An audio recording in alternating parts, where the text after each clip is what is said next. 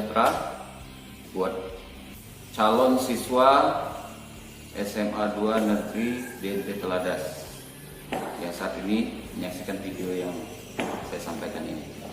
Di sini saya akan memberikan materi dalam rangka MPLS, masa pengenalan lingkungan sekolah, atau dulu biasa disebut dengan MOS, yang mana ini menjadi salah satu syarat kelulusan adik-adik semua menjadi peserta didik di SMA 2 DNT Teladas ini.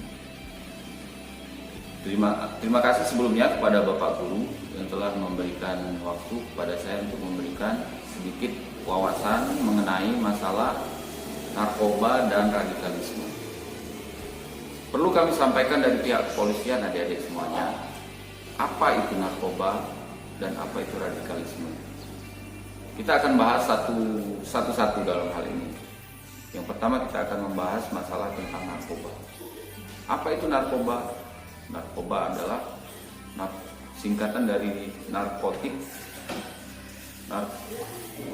dan obat-obat berbahaya. Narkoba itu terdiri dari zat alami dan zat yang dibuat oleh manusia atau disebut dengan zat kimia. Zat alami, apa itu zat alami ya? Zat alami yaitu contohnya seperti ganja dan sekarang tembakau gorila, macam-macam yang lain jenisnya. Terus yang dibuat oleh manusia atau zat kimia seperti sabu, ekstasi atau inek, heroin, dan macam-macam lagi jenisnya itu. Di sini perlu saya sampaikan kepada adik-adik semuanya, di mana ke depan mungkin adik-adik inilah harapan bangsa. Jangan sampai adik-adik dirusak oleh yang namanya narkoba.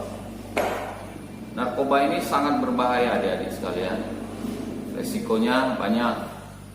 Resikonya bisa merusak otak kita, di mana pemakai narkoba ini mayoritas ujung-ujungnya mereka punya hayalan tinggi dan menyebabkan mereka menjadi pecandu atau sakau, biasa disebut sakau, dan mereka ini biasanya rentan sekali dengan penyakit gila. Itu resiko untuk tubuh si pengguna bila kita menggunakan itu. Untuk resiko lainnya bisa-bisa ditangkap polisi. Ancaman hukumannya lumayan karena sudah melanggar hukum perbuatan itu. Kemudian hal ini, bagaimana peredaran narkoba di masyarakat, gitu adik-adik sekalian ya.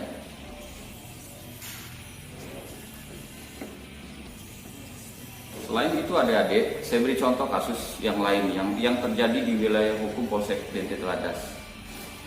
Sekitar 1 bulan apa 2 bulan yang lalu itu ada kasus penemuan mayat di mana orang itu sudah hilang berapa hari tidak pulang. Kemudian dilaporkan oleh keluarganya ke Polres. Setelah diselidiki ternyata orang tersebut sudah meninggal dunia. Dan contoh ini meninggal itu bukan meninggal wajar, meninggal itu meninggal karena dibunuh. Setelah itu ternyata terungkap motif di balik pembunuhan itu, yaitu tentang narkoba, tentang sindikat penjualan narkoba. Contoh lain lagi di Polsek Rawajitu. Polsek Rawajitu itu ada orang yang menggunakan narkoba. Kemudian si pengguna ini karena merasa diri dia dikejar-kejar sama polisi, si pengguna ini karena begitu seringnya dia menggunakan narkoba ini, ujung-ujungnya dia merasa diri dia ini paranoid, diri dia merasa dikejar-kejar polisi, dan akhirnya dia melihat suatu ketika dia melihat istrinya ini sepertinya sedang melaporkannya kepada polisi. Itu hayalan dia, padahal sama sekali tidak begitu keadaannya. Kemudian si pengguna ini langsung mengambil parang dan membunuh istrinya. Dibacoknya istrinya, akhirnya istrinya tewas. Cerita-cerita tersebut di atas adik-adik saya sampaikan, perlu saya sampaikan kenapa. Itulah bahayanya narkoba. Dia bisa membahayakan diri dia sendiri, dan dia bisa juga membahayakan orang lain di sekitarnya. Bahkan orang yang sangat dekat sama dia saja bisa dia sakiti. Itu bahayanya narkoba.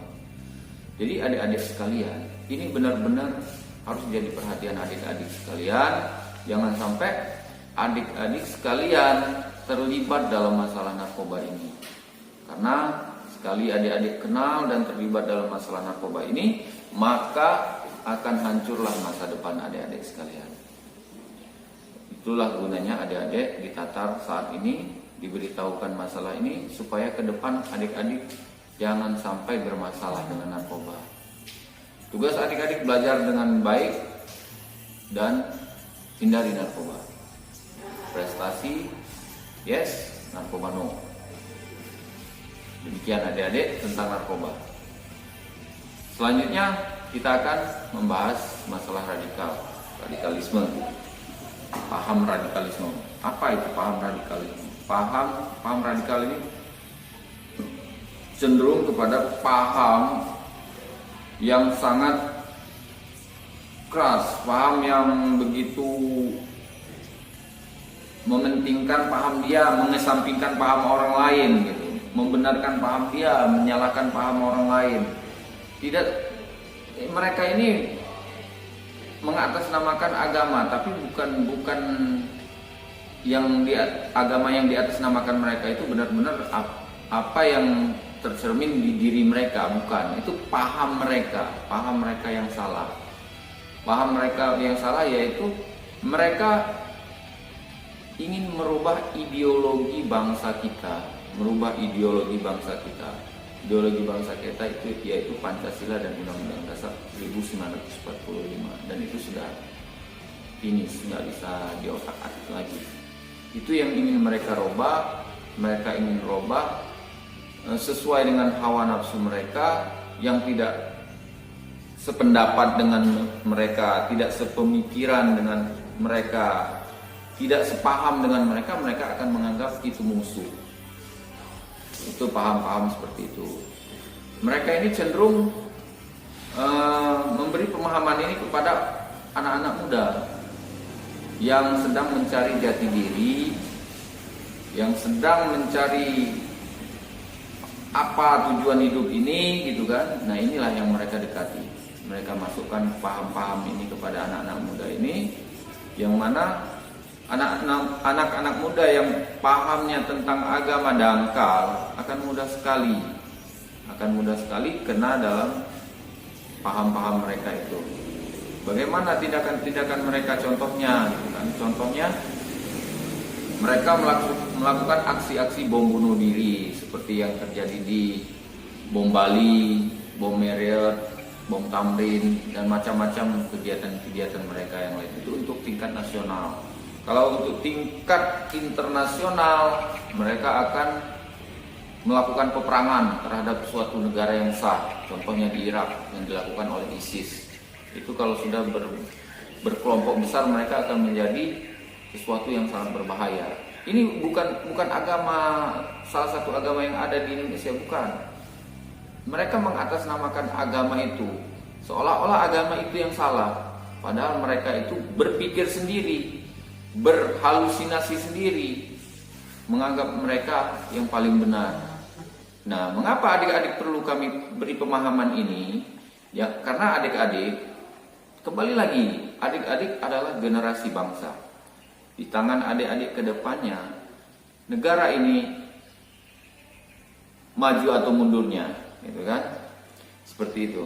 Adik-adik belajar yang benar. Kalau seandainya ada yang memberikan pemahaman-pemahaman yang salah seperti itu, mengajak adik-adik untuk berbuat yang tidak-tidak, melanggar aturan, memaksakan kehendak, ingin merubah Pancasila dan sebagainya, itu tidak perlu didengarkan. Berarti mereka yang salah. Mereka salah, jangan kita ikuti. Jangan adik-adik malah mendukung. Contohnya, kalau adik-adik sekarang bermain Facebook dan aplikasi-aplikasi lain di dunia maya, banyak jenisnya. Di situ mungkin banyak orang-orang ini akan memasukkan paham-paham atau ajaran-ajaran itu melalui medsos, media sosial seperti itu. Adik-adik kan mungkin aktif dalam media sosial itu kan.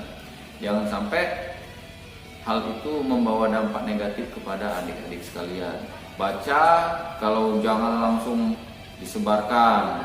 Hal-hal yang belum tentu benarnya sudah disebarluaskan dan diikuti. Sementara adik-adik sendiri tidak paham apa yang mereka sampaikan itu. Yang paling baik kalau adik-adik menerima atau ada yang mengajak-ajak untuk mempelajari paham-paham seperti itu, sampaikan kepada, kalau adik-adik di sekolah sampaikan kepada Pak Guru, atau bisa langsung ke Polsek Dente Teladas, kepada saya Kanit Dimas, Polsek Dente Teladas, Aibda M. Darwis. Semoga apa yang saya sampaikan kepada adik-adik ini bermanfaat untuk adik-adik ke depan. Kalau seandainya ada hal-hal yang salah yang saya sampaikan ini, saya mohon maaf. Saya tutup. Billahi taufik wal hidayah. Wassalamualaikum warahmatullahi wabarakatuh.